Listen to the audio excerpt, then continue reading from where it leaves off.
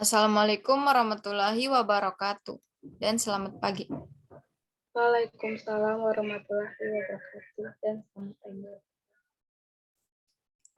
Pertama-tama marilah kita panjatkan puji dan syukur atas kehadirat Allah Subhanahu wa taala, karena atas berkat dan rahmat-Nya lah kita dapat berkumpul di dalam room Zoom ini dalam keadaan sehat walafiat.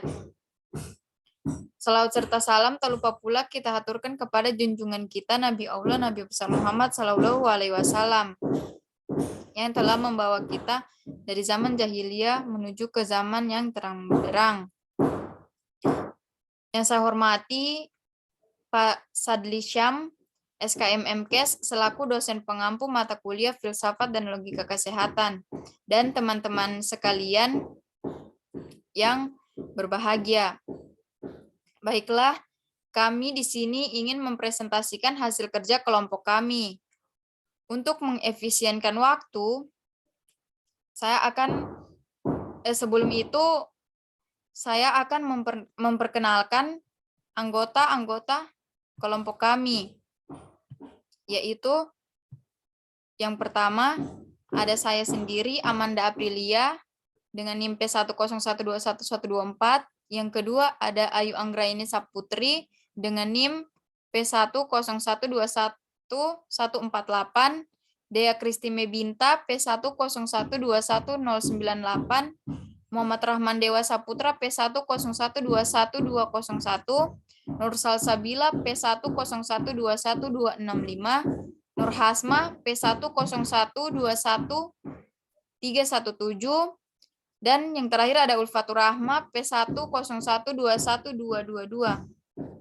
Baiklah, untuk mengefisienkan waktu, saya akan memberikan kesempatan kepada teman-teman saya. Materi yang pertama akan dipaparkan oleh saya sendiri, yaitu tentang pengertian logika.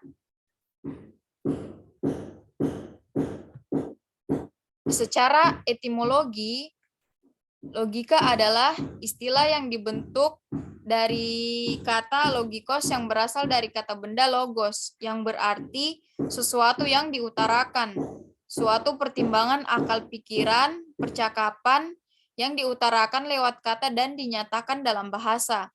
Logika adalah salah satu cabang filsafat.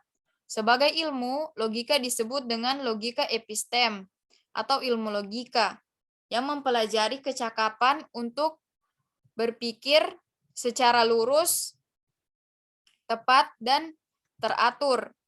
Namun, sekarang ini lazim disebut sebagai logika saja. Dalam hal ini mengacu pada kemampuan rasional untuk mengetahui dan kecakapan yang mengacu pada kesanggupan akal budi untuk mewujudkan pengetahuan ke dalam sebuah tindakan. Baiklah, slide selanjutnya akan dipaparkan oleh Ayu Anggraini Saputri. Kepada Ayu Anggraini, dipersilahkan. Baik, terima kasih atas kesempatan yang diberikan moderator. Di sini saya akan membacakan macam-macam logika. Yang pertama, logika sebagai ilmu pengetahuan. Logika merupakan sebuah ilmu pengetahuan di mana objek material adalah berpikir, khususnya penalaran atau proses penalaran, dan objek formal. Logika adalah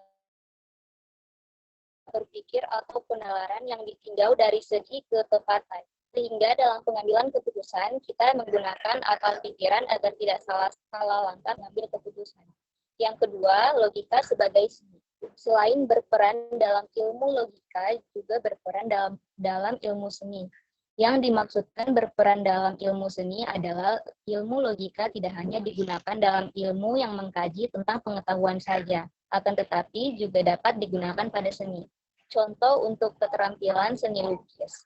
Kita harus berani bermain warna dalam objek, maka dari itu kita melihat warna apa yang pantas digunakan dan masuk akalkah, juga kita meletakkan warna tersebut pada objek tersebut.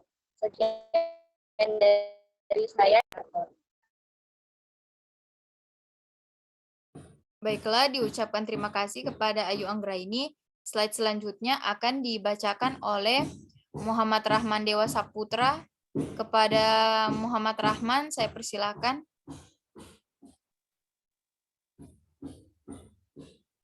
Baik, terima kasih atas kesempatannya moderator. Saya akan melanjutkan materi. Ini sebagai cabang filsafat. Logika lahir bersama-sama dengan lahirnya filsafat di Yunani. Logika dalam prinsip ini digunakan untuk melakukan pembuktian.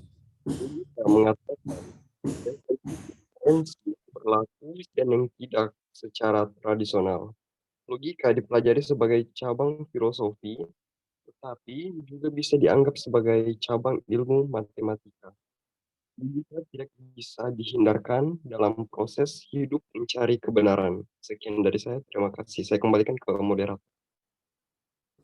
Baiklah, diucapkan terima kasih kepada Muhammad Rahman Dewa Saputra. Slide selanjutnya akan dibacakan oleh Ulfatur Rahma. Kepada Ulfatur Rahma, saya persilakan. Baik, terima kasih kepada moderator yang telah memberikan kesempatan kepada saya untuk menjelaskan tentang manfaat dan kegunaan logika. Manfaat logika. Yang pertama itu membuat daya pikir akal tidak saja menjadi lebih tajam, tetapi juga lebih menjadi berkembang melalui latihan-latihan berpikir dan menganalisis serta mengungkapkan permasalahan secara ilmiah. Yang kedua, membuat seseorang menjadi mampu meletakkan sesuatu pada tempatnya dan mengerjakan sesuatu pada waktunya. Dan yang terakhir,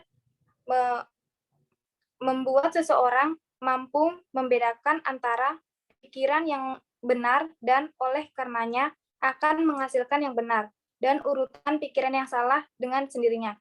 Sekian dari saya, selanjutnya saya kembalikan kepada moderator.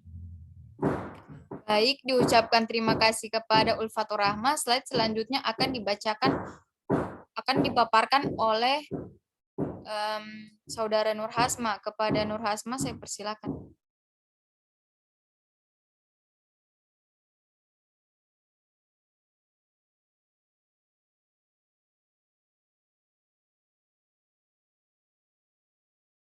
Baik, terima kasih.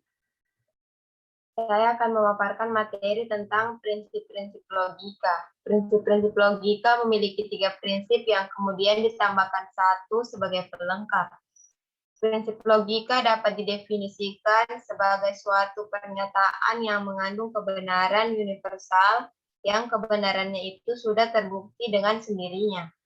Prinsip logika yang dimaksudkan dalam prinsip identitas, prinsip non-kontradiksi, dan prinsip ekskulasi tertib. Dan sebagai tambahan pelengkap, prinsip identitas adalah prinsip cukup alasan. Baik, terima kasih.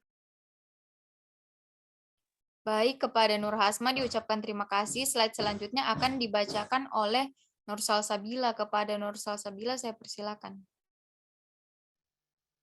Baik, terima kasih kepada moderator telah memberikan saya kesempatan untuk menjelaskan prinsip-prinsip logika. Yang pertama ada prinsip identitas yang menyatakan sesuatu hal adalah sama dengan halnya sendiri. Sesuatu yang disebut P, maka sama dengan P yang dinyatakan itu sendiri, bukan yang lain. Yang kedua, prinsip non-kontradiksi. Prinsip non-kontradiksi menyatakan sesuatu tidak mungkin merupakan hal tertentu dan bukan hal tertentu dalam suatu kesatuan. Prinsip ini menyatakan juga bahwa dua sifat yang berlawanan penuh atau secara mutlak tidak mungkin ada pada suatu benda dalam waktu yang tepat yang sama.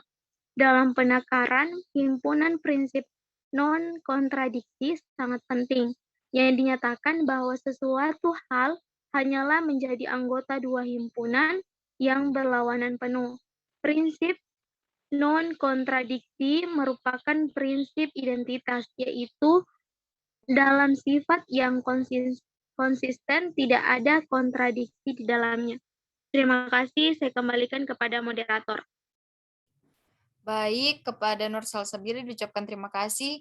Slide selanjutnya akan dibacakan oleh Dea Kristi Mebinta. Kepada Dea Kristi Mebinta, saya persilakan. Terima kasih atas kesempatannya moderator. Di sini saya akan melanjutkan pembacaan prinsip-prinsip logika. Selanjutnya yaitu prinsip eksekusi tertib. Prinsip eksekusi tertib menyatakan bahwa sesuatu jika dinyatakan dalam hal tertentu atau bukan hal tertentu, maka tidak ada kemungkinan ketiga yang merupakan jalan tengah. Prinsip eksekusi tertib menyatakan bahwa dua sifat yang berlawanan penuh secara mutlak tidak mungkin kedua-duanya dimiliki oleh suatu benda. Mesti hanya salah satu benda yang dimilikinya, sifat P atau non-P. Prinsip ketiga ini memperkuat prinsip identitas dan prinsip non-kontradiksi, yaitu dalam sifat yang konsisten tidak ada kontradiksi di dalamnya. Dan jika ada kontradiksi, maka tidak ada sesuatu di dalamnya. Sehingga hanyalah salah satu yang diterima. Yang berikutnya yaitu prinsip cukup alasan. Prinsip cukup alasan menyatakan sesuatu perubahan yang terjadi pada suatu hal tertentu pastilah berdasarkan alasan yang cukup. Tidak mungkin tiba-tiba berubah tanpa sebab-sebab yang mencukupi. Prinsip cukup alasan ini dinyatakan sebagai tambahan bagi prinsip identitas. Karena prinsip tidak langsung menyatakan bahwa sesuatu benda mestilah tetap berubah. Tetapi sebagaimana benda itu sendiri, jika terjadi sesuatu perubahan, maka perubahan itu mestilah ada. Terima kasih, saya kembalikan kepada moderator. Baik, kepada Saudara Dea Kristi Mebinta diucapkan terima kasih. Selanjutnya saya akan membacakan kesimpulan dari pemaparan materi kami, yaitu secara etimologi, logika adalah istilah yang dibentuk dari kata logikos yang berasal dari kata benda, yang berarti sesuatu yang diutarakan, suatu pertimbangan akal pikiran, percakapan yang diutarakan lewat kata dan dinyatakan dalam bahasa. Logika adalah salah satu cabang ilmu filsafat. Pada dasarnya, logika tidak lepas dari penalaran logis. Maka logika dan kelahirannya tidak bisa lepas dari filsafat ataupun pemikiran ilmiah pada umumnya. Logika merupakan ilmu yang mengajarkan aktivitas akal atau berpikir sebagai objek material, sedangkan bentuk dan hukum berpikir merupakan objek formal dari logika. Ruang lingkup logika adalah manusia itu sendiri, karena hanya manusialah yang mampu melakukan aktivitas berpikir. Baiklah, itulah pemaparan materi dari kelompok kami, kelompok 4, tentang prinsip-prinsip dasar logika. Saya selaku moderator meminta maaf apabila terdapat kesalahan kata dan mewakili teman-teman saya apabila dalam pemaparan materi ini belum sempurna kami dalam memaparkannya. Sekian, wassalamualaikum warahmatullahi wabarakatuh. Waalaikumsalam warahmatullahi wabarakatuh. Waalaikumsalam warahmatullahi wabarakatuh.